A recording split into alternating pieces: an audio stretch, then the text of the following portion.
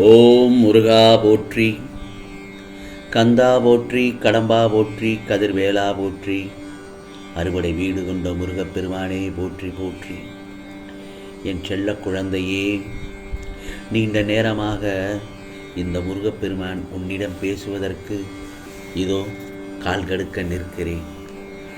இந்த திருச்செந்தூர் முருகன் சொல்வதை கேட்பாயா?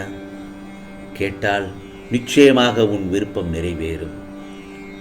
ஆம் செல்லமே, இனி நடக்கப் போகும் அதிசயங்களும் அற்புதங்களும் என்ன தெரியுமா? நிச்சயம் நீ கேட்டால் மகிழ்ச்சியின் உச்சிக்கே சென்று விடுவாய். இந்த நல்லதொரு நாளில் அற்புதமான உண்மையை, அதாவது என்னுடைய சத்திய வாக்கை பொறுமையுடன் கேள்.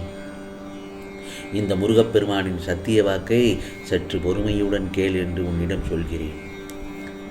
உன் ஆசைகள் அனைத்தும் நிராசைகளாக மாற்ற மாட்டேன். நிராசை, உற்சாகமின்மை, மனச்சோர்வு, இவற்றில் எல்லாம் நான் சிக்கிக்கொள்ள விடமாட்டேன் உன்னை. என்னுடைய உண்மையான சேவர்களிடம் மட்டுமே இந்த முருகப்பெருமான் தஞ்சம் கொண்டிருப்பேன். நான் நானாகத்தான் என்றும் இருப்பேன். உன் காரியம் அனைத்தையும் உனக்கு முன்பாகவே நான் செய்து முடிப்பேன். நீ வேண்டுமானாலும் வார். உன்னை ஆச்சரியத்தில் இந்த முருகப்பெருமான் உன்னை ஆழ்த்தப் போகிறேன். என்னுடைய பேச்சு வெறும் பேச்சல்ல, வீணான பேச்சும் அல்ல. என்னை நம்பு. எந்த ஒரு உழைப்புக்குமே அதற்கு ஏற்ற வருமானம் உண்டு என்பார்கள். அதுபோலத்தான் நீ எந்த ஒரு விஷயத்தில் ஆழ்ந்து போகிறாயோ அதற்கு உண்டான பலன் கண்டிப்பாக கிடைக்கும். முருகா முருகா என்று கூப்பிடும் உனக்கு, மனதார என்னை வேண்டும் உனக்கு, என்னுடைய பலன் கிடைக்காமல் போகாது. நீ ஆசைப்படும் அத்தனை விஷயங்களும் வேண்டுதல்களும் நிராசையாக போகாமல் அதனை நல்ல ஆசையாக நீ விருப்பப்பட்டபடியே நிச்சயமாக நடக்கும், நடத்தி காட்டுவேன். உற்சாகம் ஆகாமல் போகுவதற்கோ மனச்சோர்வு ஆவதற்கோ ஒருபொழுதும் இந்த முருகப்பெருமான் உன்னை விடமாட்டேன். என் உண்மையான பக்தனான மட்டுமே நான் அவனுடைய மனதில் குடியிருப்பேன். ஏதாவது ஒரு தேவைக்காக என்னை துதித்தால் கூட அதில் உண்மையான நிலை இருக்க வேண்டும். தகுதியான ஒன்றிற்கு நீ ஆசைப்பட்டு கேட்டால் அதை நான் தவறாமல் தருவேன்.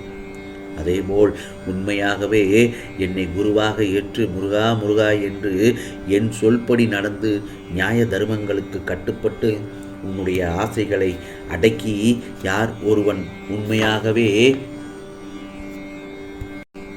அப்படிப்பட்ட ஒரு நிலைமைக்கு முயற்சிக்கின்றானோ அவரே என்னுடைய முழுமையான பக்தனாவான். அவருக்கு நான் சேவகராக மாறிவிடுவேன். இது என் வெறும் பேச்சல்ல என் செல்லமே, வீணான வாக்குமல்ல. இது முருகப்பெருமானின் சத்திய வாக்கு. இனி வரும் காலங்களில் என் துணையோடு உன் வாழ்வை வாழப்போகிறாய். அதற்கு சான்றாகத்தான் இப்போதே உன்னிடத்தில் வந்துவிட்டேன். நீ கேட்பது அனைத்தையும் நிறைவேற்ற தயாராகிவிட்டேன். இந்த நல்ல நாளில் என் வாழ்த்துக்களை கூறி உன்னிடமே இருக்கப் போகிறேன். என் செல்லப்பிள்ளை, உனக்கு இப்பொழுது மகிழ்ச்சி தானே? சில சமயங்கள் நீ சுமைகளை கண்டு துவண்டு போகிறாய். அது வேண்டவே வேண்டாம். இந்த உலகத்தை சுமக்கும் பூமியே உன் காலடியில்தான். உனக்கு துணையாக இருப்பது கடவுள் என்றால் எதிரில் இருப்பது இந்த முருகப்பெருமான் நான் தானே. நல்ல செய்தி ஒன்று உனக்காக காத்து கொண்டிருக்கிறது. மகிழ்ச்சியாக இரு.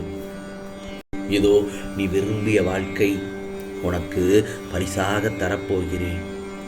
நீ மனதை குழப்பும் பிரச்சனைகள் விரைவில் சரியாகிவிடும். உனது மனதில் உள்ள குழப்பம், பிரச்சனைகள் எல்லாவற்றையும் சரி செய்து விடுவேன். விரைவில் நீ மகிழ்ச்சி அடைவாய். அதிசயங்கள் நடக்கும். உன் வாழ்வில் உன்னை சூழ்ந்துள்ள பிரச்சனைகள் தைரியமாக அதை எதிர்த்து நின்றால்தான் வெற்றி காண முடியும். கவலைப்படாதே. துன்பம் வந்தபோது கூட என் மீது நம்பிக்கை குறையாமல் இருந்தால் தான் என் உதவி நிச்சயமாக கிடைக்கும்.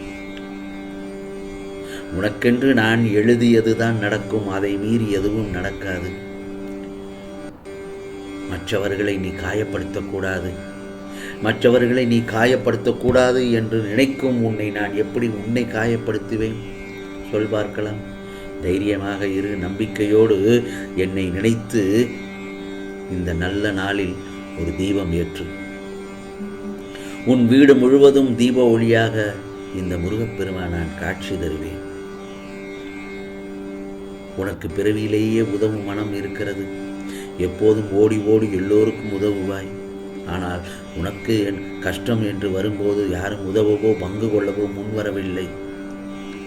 அதனால் நீ சிறிது மனம் வருத்தப்படுகிறாய். முருகா, எல்லோருக்கும் நான் உதவி செய்தேனே, எனக்கென்று யாருமே இல்லையே, என்னுடைய கஷ்டத்தை பங்கு போட யாருமே வரவில்லையே, எனக்கு உதவி செய்ய யாரும் வரவில்லையே என்று அழுது புலம்புகிறாய். வேண்டாம் என் செல்லமே, புலம்ப வேண்டாம், அழுக வேண்டாம், பதற்றப்பட வேண்டாம். உனக்குத்தான் இந்த முருகப்பெருமான் நான் இருக்கிறேனே நிழலாக.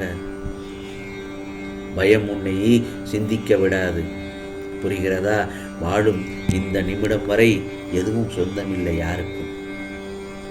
நிச்சயம் நீ நினைக்கும் அளவிற்கு நீ வாழ்க்கையில் முன்னேறி நல்லதாக நடந்து நீ வாழ்க்கையில் ஜெயிக்கப் போகிறாய். ஆம் செல்லமே, நீ இந்த முருகப்பெருமானை சில நேரங்களில் கும்பிட்டாலும் சரி, கும்பிடாவிட்டாலும் சரி, யாரையும் நீ ஏமாற்றாமல் வாழ்ந்தாலே போதும். நிச்சயம் தெய்வத்தின் அருள், அதாவது இந்த முருகப்பெருமானின் அருள் உனக்கு கண்டிப்பாக கிடைக்கும். தேவையற்ற இடத்தில் கூறும் நல்ல அறிவுரைகள் கூட பயனற்றவைதான். உன் மனதில் கவலைகளுக்கு இடம் கொடுக்க வேண்டாம். அது உன்னையே கவலைக்கிடமாக்கிவிடும் என்பதை மறந்து விடாதே. உன் கண்ணீருக்கு நிச்சயம் பதில் உண்டு. இதன் மீது நீ ஆசைப்படுவதில் தவறில்லை. அதற்கு நீ அடிமையாகாத வரை. பேசி பயனில்லாத போது அந்த இடத்தில் மௌனம்தானே சிறந்தது. பேசியே அர்த்தமில்லாத போது பிரிவே சிறந்தது.